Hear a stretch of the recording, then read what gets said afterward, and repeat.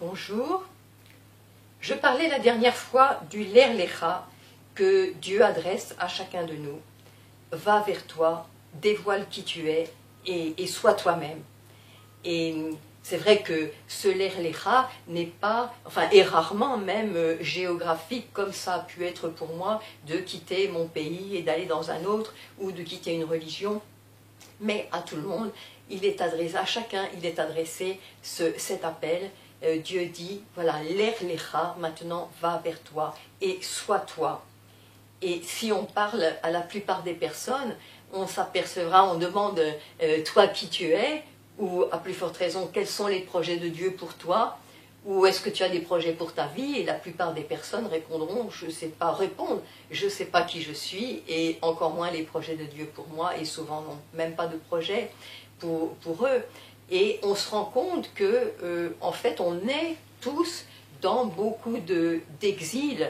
Et c'est pour ça qu'il nous est donné l'exemple d'Israël qui sort d'Égypte, qui est dit Mitzrayim en hébreu, sors de ton Égypte, sors de Mitzrayim, ça veut dire les limites, donc sors de tes limites, sors de tes exils. Et il y a beaucoup d'exil dans lesquels on est sans s'en rendre compte, qui est bien sûr la pression sociale, qui peut être la peur du regard des autres, qui peut être aussi les attentes des autres et la peur de les décevoir, ou ne serait-ce que décevoir notre famille, ou aussi tous ces exils intérieurs de le manque de confiance en soi. Là, je parle de plus en plus, j'entends de plus en plus de personnes me dire mais j'ai pas confiance en moi, est-ce que je me sens pas capable, on m'a proposé ça, j'ai pas accepté, je me sentais pas capable, ou j'ai accepté de faire ça, mais est-ce que je serais capable? Et ça, c'est vraiment un énorme problème. Donc, on doit se libérer, et je parlais de ça à l'occasion de Yom Ha'atzmaut. Donc, Ha'atzmaut, c'est l'indépendance dans ce sens de, enfin, pour le pays, la nation, mais aussi à notre propre niveau. L'indépendance, c'est pas faire n'importe quoi avec ma volonté. En fait, être hors de toutes ces dépendances, c'est justement devenir moi-même tel que moi Dieu m'a créé, et c'est rentrer dans ses projets, rentrer dans ses plans, c'est être autonome par rapport à ses pressions et attacher ma volonté en fait à la volonté de Dieu. Pour le moteur de ma volonté me sert pour rentrer à la suite de la sienne dans les projets qu'il a pour moi. Et c'est vrai que même si on est tous dans des exils et beaucoup de personnes ne savent pas qui je suis moi, à l'intérieur de chacun de nous, il y a ce moi et cette soif d'être moi et cette soif de liberté et d'être libre de devenir moi-même, d'être moi-même et de découvrir à plus forte raison la volonté de Dieu pour ma vie, pour ceux qui savent qu'il y en a une. Et moi j'aime le verset des psaumes où David dit « Je lève les yeux vers les montagnes d'où me vient le secours, mais je lève les yeux parce que Dieu est celui qui lui voit de haut, il a déjà les tenants, les aboutissants. » Et c'est vrai que quand je lève les yeux, quand je regarde à lui, ça m'élève, ça élève mon regard. Ça me fait prendre du recul par rapport à toutes ces considérations d'ici, dépression, qu'est-ce que vont penser les autres, ou même à l'intérieur de moi, et laisser les choses à leur vraie place, où elles sont, et prendre du recul par rapport au passé. Et voilà, je vis dans le présent, et je regarde vers l'avenir, et j'avance. Et pour cela, nous avons une force essentielle, c'est la Torah dit elle-même qu'elle est Oz Vekoar, elle est courage et force. Et les maîtres d'Israël disent, il n'y a de liberté que pour celui qui étudie la Torah. Et je parlais tout à l'heure des dépendances et des exils intérieurs. Et moi, c'est l'expérience que j'ai faite et c'est ça que je voulais partager. Le Rav a intitulé, le Rav Dinovitch a intitulé dans son site d'Ebné Adam, la catégorie où sont mes vidéos, une leçon de vie. Et je pense qu'on peut partager que ce qu'on a expérimenté soi-même. Et moi, je voulais parler, j'ai intitulé cette vidéo, la Torah rend libre, parce que c'est ça que j'ai vécu. Dès que j'ai entendu les premiers cours de Torah, ça m'a libérée. Parce que, oui, je parlais des dépendances, on a tous, quelquefois il y a des dépendances extérieures, c'est peut-être plus facile de s'en sortir, parce que si quelqu'un fume énormément, on pourra lui dire l'environnement, tu nous pollues, et puis tu nous gênes, et c'est pas bon pour la santé. Il y a des gens qui sont liés à la drogue, ou qui sont liés à l'alcool, et quelquefois ils seront aidés, parce que c'est des dépendances extérieures et qui sont visibles, ils se seront aidés par la famille, mais quand on a des dépendances intérieures que personne ne sait, c'est souvent beaucoup plus difficile de s'en sortir. Et moi j'ai pu, comme beaucoup, toute ma vie j'ai lutté contre une chose en particulier, et sûrement aussi beaucoup d'autres, mais surtout une chose dont j'ai jamais pu me libérer moi-même. Et pourtant, chez les chrétiens, on avait ce qu'on appelait, enfin, ce qui était appelé des séminaires de libération, mais rien, de séminaires de délivrance, et rien n'a jamais pu m'aider. Jusqu'à il y a 3 ans, où je suis arrivée pour la première fois de ma vie à un cours de Torah, donc du Rav Dinovitch, et ça a suscité en moi une telle...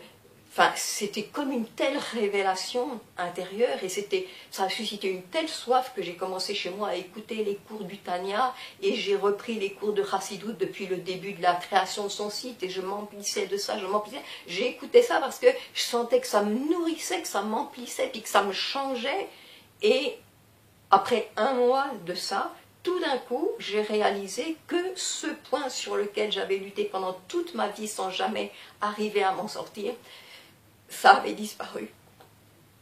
Et je ne m'étais même pas rendu compte, parce que je m'étais emplie de la Torah, et comme disent les maîtres, voilà, il y a la liberté pour celui qui étudie la Torah. Le Ramchal dit, par la Torah, l'homme se connecte au canal par lequel Dieu fait descendre son abondance spirituelle dans le monde. L'homme s'y branche, il reçoit et il est changé. Et c'est ça l'expérience que j'ai faite. Par la Torah, je me suis connectée au tsinor, au canal par lequel Dieu fait descendre son abondance spirituelle dans le monde. J'y ai été branchée, j'ai reçu et j'ai été changée. Et sur ce point, mais sur aussi beaucoup d'autres, dès que j'ai commencé à étudier la Torah, c'est vrai que ma vie a changé. Je disais que j'entends, dans la plupart des personnes, j'entends de plus en plus, mais moi j'ai pas, toi tu parles comme ça, mais moi j'ai pas confiance en moi, et puis on m'a proposé ça et j'ai pas voulu, etc. J'entends ce problème de la confiance en soi de plus en plus. Et moi je peux dire que c'est ça principalement qui m'a aidé, c'est la Torah, parce que j'ai découvert dans la Torah que Dieu a des plans pour ma vie. Et donc, s'il a des plans pour ma vie, il m'a forcément mis en moi toutes les capacités pour les accomplir. Et donc, quand des portes s'ouvrent, eh bien, maintenant, je les prends sans même plus réfléchir, est-ce que je serai capable ou non, parce que c'est évident, si quelquefois on sent que la porte, elle n'est pas pour nous, que ce n'est pas notre place, que ce n'est pas le projet de Dieu. Mais quand des portes, elles s'ouvrent, je les prends et je ne réfléchis pas, parce que je serai capable de penser je ne sais pas quoi, et il faut avancer. Et si on échoue sur un point, ou si on n'est pas, il ne nous est pas demandé d'être parfait de toute façon, mais on en tire un enseignement, on s'améliore, et il faut avancer, il faut oser. Et si je dis ça, c'est aussi parce que j'en ai fait l'expérience. Parce que ce dont je me souviens de mon enfance, c'est que des paroles, tu es un fruit sec, tu es propre à rien, tu ne veux pas travailler, tu ne feras rien de ta vie. Voilà, tu es bonne à rien, tu ne feras rien de ta vie. C'est, je ne dirais pas que ce que j'ai entendu, mais que ce dont je me souviens, et des paroles comme ça qui sont gravées par les personnes qui ont autorité en nous, et surtout que recevais que des paroles comme ça, je me souviens que de paroles comme ça, c'est très difficile de faire surface après et d'aller au-delà. Et Baruch Hashem, merci mon Dieu, il a mis sur mon chemin des personnes qui m'ont renvoyé cette fois que je suis capable et qui m'ont fait confiance. Et ça a été quand je faisais mes études, par exemple, il y a eu plusieurs étapes, mais la première personne, c'est quand j'étais en licence de droit, et que, c'est vrai, j'étais découragée par tout ce que j'entendais, je ne travaillais pas, et celui-là, qui était en fait le curé de mes parents, mes parents on habitait Port de Saint-Cloud, à Sainte-Jeanne-de-Chantal, il y avait Jean-Marie Lustiger qui est venu comme le curé de mes parents, et je l'ai rencontré, et il m'a dit, je veux te voir régulièrement, tu vas redoubler ton année, et cette fois-ci tu vas t'accrocher, et tu vas avoir ton année brillamment. Et c'est par l'aide de cet homme qui m'a encouragé, qui a cru en moi, qui m'a fait confiance, que j'ai eu ma licence, et que toute ma vie, j'ai pu travailler avec cette licence. Ça m'a ouvert toutes les portes auxquelles j'ai frappé pour le travail, etc., dont j'ai eu besoin. Et la deuxième personne, c'est le maire de là où j'habitais à Paris, qui m'a fait confiance, qui m'a confié un poste de responsabilité et un autre de grosse responsabilité, et que Dieu le bénisse, je suis reconnaissante, parce que lui aussi, il a cru que j'étais capable, et de fait, j'ai vu que j'étais capable, j'ai vu que j'avais toutes les capacités, et on a été content de moi. Et après, bien sûr, le Rav Dinovitch n'a cessé aussi de me faire confiance, et je le remercie pour tout ce qu'il a pu me confier, et que Dieu le bénisse, et que Dieu bénisse ses étudiants.